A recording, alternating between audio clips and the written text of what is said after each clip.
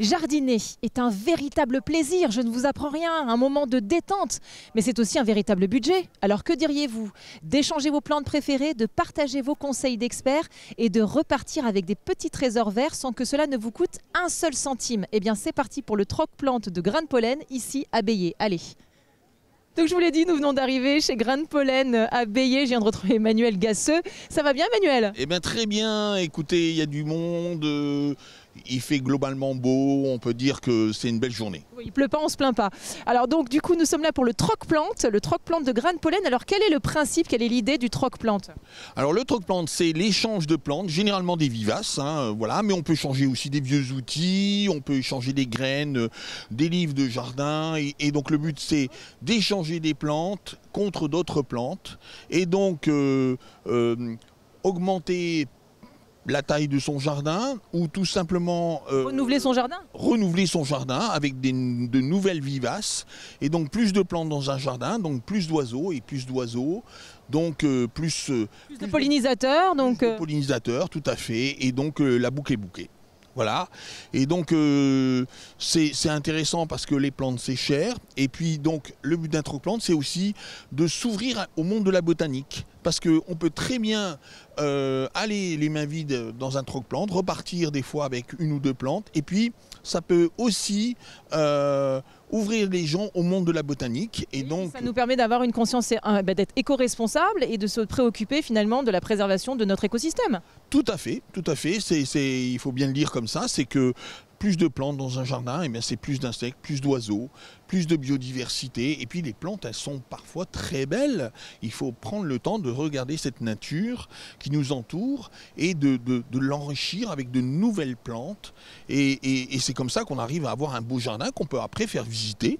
Et effectivement, on s'ouvre au monde de la botanique. C'est-à-dire qu'on peut ici trouver des astères. Et bien des astères, il y en a plein de différentes, et puis on peut avoir des rouges, on peut avoir des bleus, on peut avoir des mauves, et donc après on peut très bien devenir un spécialiste des astères ou un spécialiste des hortensias.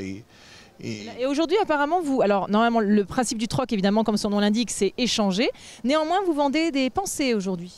Voilà, tout à fait. On a quelques barquettes de pensées à vendre, mais disons que surtout, c'est un marché artisanal qu'on a mis en place également avec des artisans qui ont tous un rapport avec le jardin. Donc là, on est à côté de Régis, qui hier, à Grain de Pollen, a encadré un stage de vannerie. Donc il est dans la transmission de son savoir-faire. Ah tout à fait, beaucoup de pédagogie, un tout petit nombre de personnes puisqu'il y avait 8 stagiaires, et donc avec 8 stagiaires, eh bien, on prend le temps de faire les choses bien. On peut aller dans le détail, on peut aller au fond des choses. Oui, et on peut aller dans le bon geste. C'est-à-dire appliquer les bons gestes de vannerie tout de suite dès le départ. Et Régis, justement, il est très pédagogue pour ça. Il a bien compris qu'il fallait faire de la vannerie avec des petits groupes. Et c'est vraiment l'idéal pour bien apprendre. C'est fabuleux dans ce troc-plante. D'ailleurs, on retrouve aussi donc les produits qui sont en lien effectivement avec la nature, les fleurs, les plantes. Il y a du miel, on parle du marché artisanal bien sûr. On va aller certainement à la rencontre de personnes qui vont nous parler des bienfaits de ce troc-plante et pourquoi ils sont là aujourd'hui, si c'est la première fois, si ça fait plusieurs fois, etc. Non, peut-être. Mais tout à fait. Il y a un forgeron qui est là pour vendre effectivement des petites structures en métal qu'il réalise lui-même et qui sont tout à fait accessibles. Et donc un jardin aussi, ça peut être des éléments de décoration, ça peut être de la vannerie, ça peut être également du fer forgé, ça peut être du mobilier de jardin, du beau mobilier de jardin, ça peut être également plein de la poterie également. Et donc c'est aussi une façon de faire vivre son jardin. Une façon de faire vivre et de l'embellir. Et de l'embellir. Bon. Alors bon, on va aller à la rencontre un petit peu de nos amis troqueurs, enfin ceux qui troquent quoi. Je sais pas, je crois que j'ai inventé un mot. Bon, on y va? On y va. Allez. Alors je suis avec Marie-Charlotte qui est donc expose des plantes aujourd'hui dans ce troc-plante. Ça va bien Marie-Charlotte? Très bien, oui, parfait. Alors Marie-Charlotte, quel est l'intérêt pour vous d'être présente à ce troc-plante? Alors tout d'abord c'est un échange entre les gens, on apprend à se connaître et puis on a une passion en commun, c'est vraiment la plante en elle-même.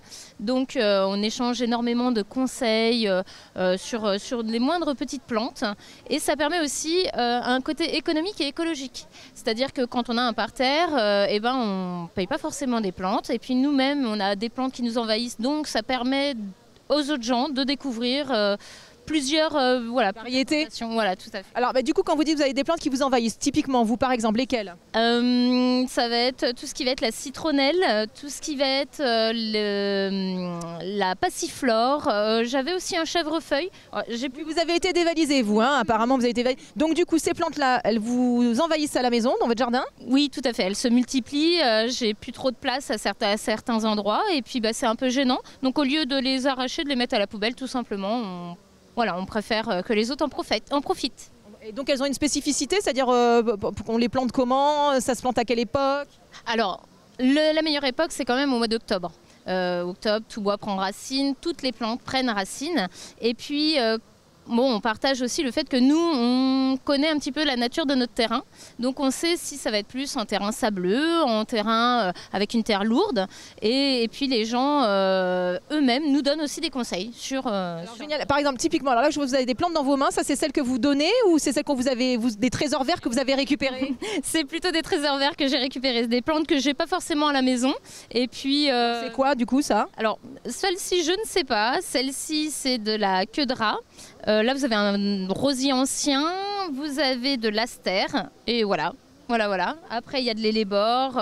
J'ai récupéré pas mal de petites variétés, des iris d'une certaine couleur que j'avais pas forcément. Donc ça vous arrive de découvrir vous-même des plantes que vous ne connaissiez pas? Ah oui, totalement, totalement. Celle que j'ai dans les mains là, la dame m'a dit c'est un petit couvre-sol. Je connais pas du tout.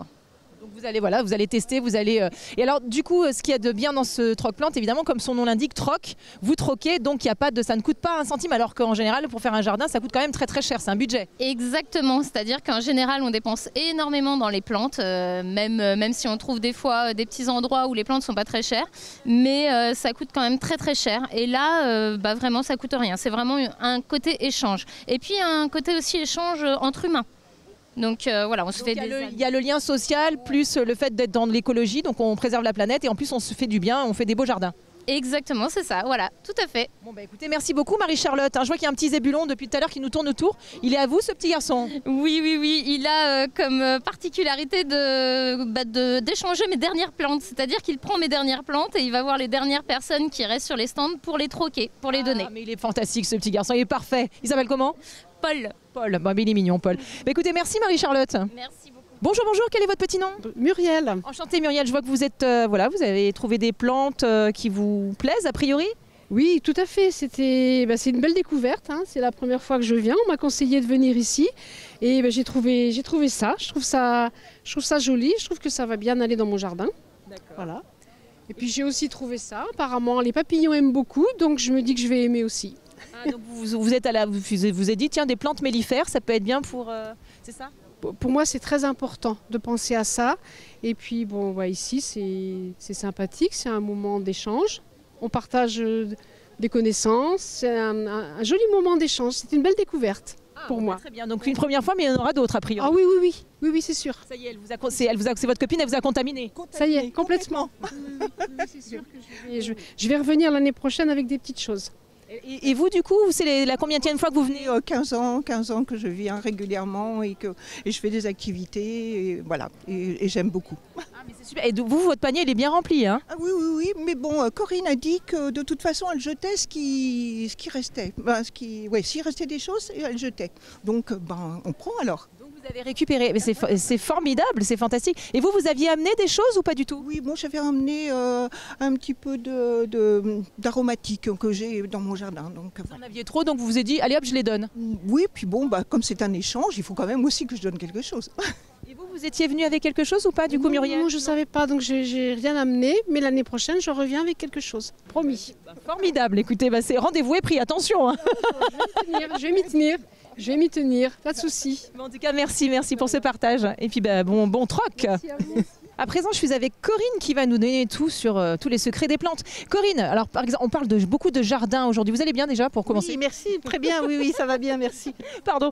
Alors, on parle de jardin évidemment, mais il y a des gens qui ont des toutes petites surfaces ou qui ont des cours et donc ils ont des plantes en pot. Qu'est-ce que vous nous conseilleriez Eh bien, écoutez, la plupart des plantes que j'ai là, on peut les acclimater en pot. Hein. Après, il faut prendre quand même des pots suffisamment grands, bien évidemment, pour pas qu'elles souffrent trop. Mais par exemple, les rudbeckia que vous avez derrière moi, là, il y en a tout un tas, elles peuvent aller tout à fait dans un pot. Les géraniums vivaces seront aussi des plantes qui peuvent s'acclimater. Donc, il ne faut pas confondre le géranium avec ce que les gens appellent habituellement les géraniums qu'ils mettent dans des pots sur leur bord de fenêtre, qui sont en fait des pélargoniums. Le géranium est une plante vivace alors que le pélargonium est une plante annuelle. Très bien, alors du coup, la vivace, elle est... Elle revient tous les ans. Elle va disparaître l'hiver, mais au printemps suivant, les petites feuilles vont sortir et les fleurs après. Donc la plante renaît. Parce que ça ne coûte pas cher, tous les ans elles reviennent et en plus elles grossissent d'année en année et c'est comme ça qu'on peut les partager lors d'un troc-plante. Fabuleux. Alors d'autres petits secrets? D'autres plantes pour des plantes de pot, les joubarbes, sont des plantes grasses et ça va très très bien en pot. Et alors c'est pas du tout délicat, ça n'a pas besoin d'être arrosé, vous pouvez les oublier. Et alors celle-ci, je la connais pas, c'est une dame qui l'a déposée sur mon stand, mais j'en ai un certain nombre qui fleurissent, souvent jaune ou rose. Et ça fleurit à quelle période ça? Au printemps. Début de printemps, voilà. Donc en fait, pendant le reste de l'année, on la laisse en pot comme ça, on l'arrose très très peu. Très peu, oui, comme toutes les plantes grasses. Alors et plutôt une plante au soleil, hein, bien l'exposer au soleil. Et quand vous dites très très peu d'arrosage, ça représente quoi, une fois par semaine? Oh, même pas, une fois toutes les 3 semaines. Très bien. Ah oui, effectivement, donc on peut partir en voyage. Sans problème, exactement. Qu'est-ce que je peux vous conseiller d'autre? Alors après, les astères, ça ce sont des plantes un peu très très élevées, comme celle qu'il y a derrière, donc là ça va être un peu compliqué pour mettre en pot, mais celle-ci, c'est la verveine de Buenos Aires, qui fait une jolie fleur violette.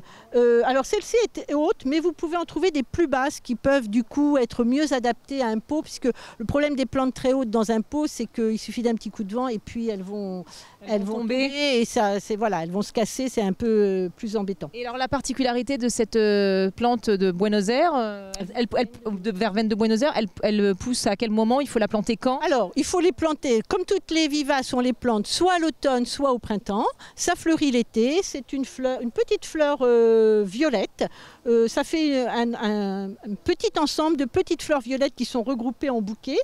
C'est une vivace, donc qui reviendra tous les ans. Et alors en termes d'arrosage, on est sur quoi là? Alors là, un peu plus que une fois tous les... Après, s'il pleut, vous n'avez pas besoin d'arroser. Si on a un été très sec, il faut les arroser une fois par semaine. Voilà. Et ça se plaît un peu partout, aussi bien à l'ombre qu'au soleil. C'est pas trop délicat, c'est facile pour démarrer un jardin. Ah bah c'est fabuleux. Écoutez, merci pour tous ces conseils. C'est fantastique. Merci Corinne. Je sens que je vais faire des plantations dans pas longtemps, moi. Emmanuel, avant de se quitter, est-ce qu'on a des petites choses à nous annoncer? Mais bien sûr, donc dans le cadre de la Semaine européenne de la réduction des déchets qui aura lieu du 16 au 23 novembre, eh bien, Grain de Pollen organise une animation sur la récup et la création en tissu. Donc à partir de vieux vêtements, eh bien, les stagiaires vont pouvoir refaire des nouvelles choses, donc des étuis à portable, des petites valisettes, donc tout ça à partir de vieux tissus. Plutôt que de jeter, eh bien, apprenons à réutiliser les tissus des vieux vêtements pour éviter effectivement les déchetteries, les encombrements. Donc c'est le 23 novembre, de quelle heure à quelle heure? C'est le 23 novembre de 10h à 17h. Bon bah fantastique, c'est génial, merci beaucoup. Eh ben, merci beaucoup à vous d'être venu à l'MTV. J'aime toujours autant vos lunettes. Hein.